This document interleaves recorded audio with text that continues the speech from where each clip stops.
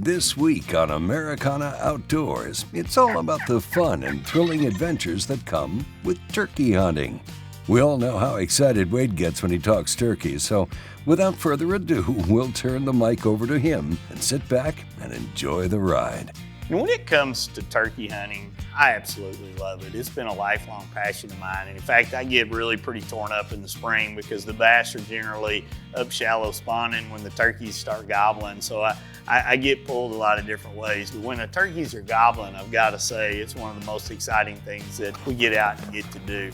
Whether you're choosing to run and gun or you're choosing to, set up in ambush zones, regardless, it's going to be fun when it comes to turkey hunting.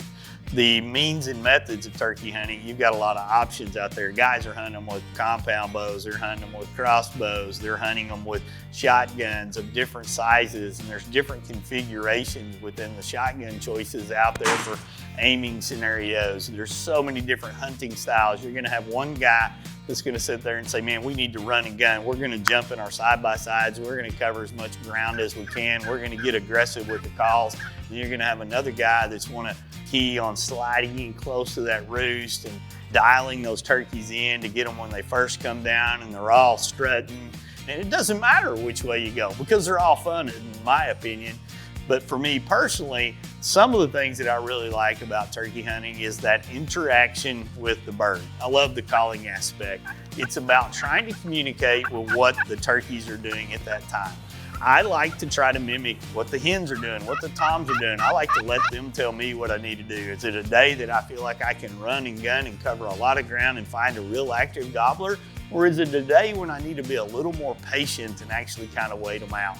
This particular turkey hunt that we're really highlighting on this show, it was about waiting them out.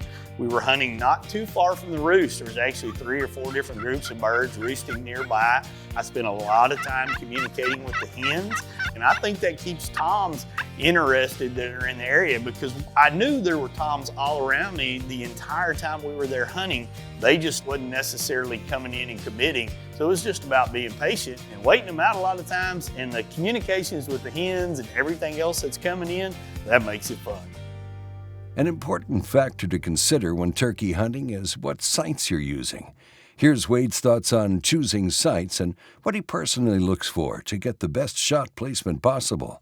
When it comes to choosing a site to turkey hunt with, there's a lot of options on the market, and I encourage people to find the one that's going to fit them the best. For me, I like to be able to see the site in low light conditions. A lot of turkey hunts, you're hunting in the shadows, hunting in the shade of trees, you're hunting in the early morning or late evening hours, and I highly encourage you to get in the shadows as much as you can. Darkness is going to help hide your movements from a turkey.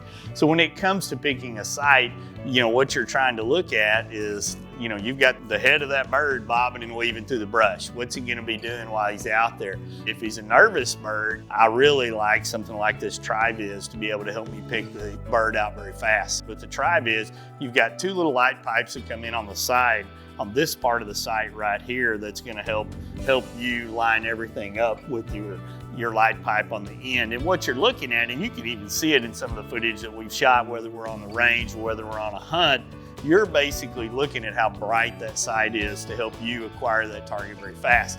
What you're trying to do is put those light pipes right on that turkey's head, so when you pull the trigger, you're knocking him down right there. We're almost ready to hit the field and see the high-vis, Tri-Vis sight in action. But as always, it's important to spend some time on the range and sight in your hunting platform. That's a dead one. I mean, look at all the pellets in his brain right there. So feeling good about the sight picture of what we're looking at with that high-vis sight. Feeling good about the pattern, feeling good about the choke. Now it's just about getting those turkeys to get out there and participate. I mean, that bird there, he's not even flopping anymore. He's done. He's fried. He's ready for dinner.